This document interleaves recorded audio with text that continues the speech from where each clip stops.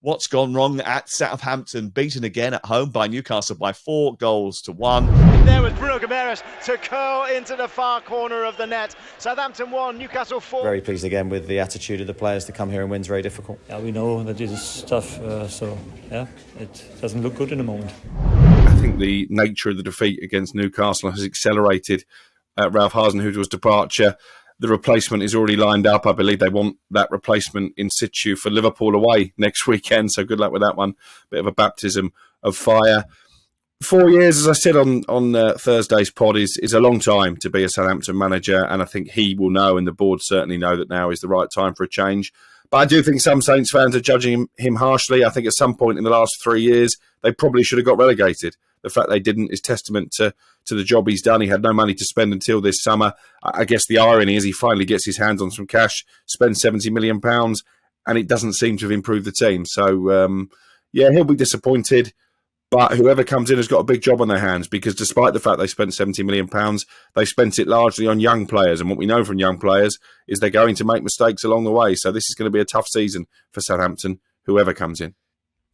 Yeah, I mean, is there some question here, actually, Darren, that has to be asked of those above Ralph Hasenhüttl, who allowed him to spend money on players that not necessarily were going to improve the first team and were players for the future that they hoped to develop and make money on later down the line? In a sense, gambling a little bit with their expenditure. Yes, in a word. I'm not really sure what this Southampton, expect or want to be.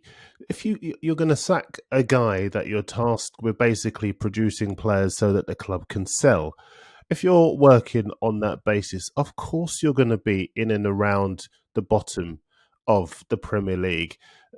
If anything, I think he's done an outstanding job at the club.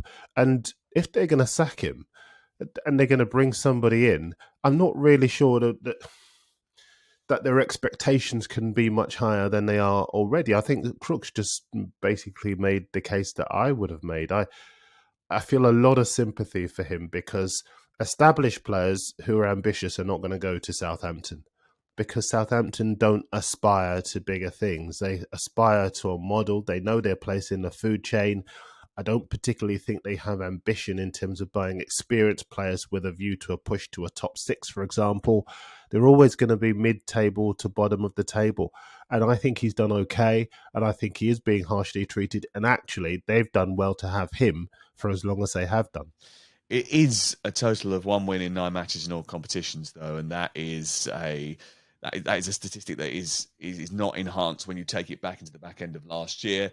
He's had ups and downs, peaks and troughs as a manager. There was one point where he was fighting at the top of the table and was very close. In fact, he did go to the top of the table after beating Liverpool in a game in January at St Mary's.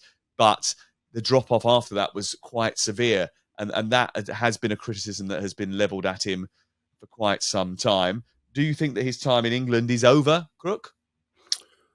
That's a really interesting question, because when Aston Villa appointed Steven Gerrard, they were big admirers of Ralph Hasenhüttl. We know that some of the top clubs have also looked to Ralph Hasenhüttl in the not too distant past. So it is a question of how much the last few months have damaged his reputation.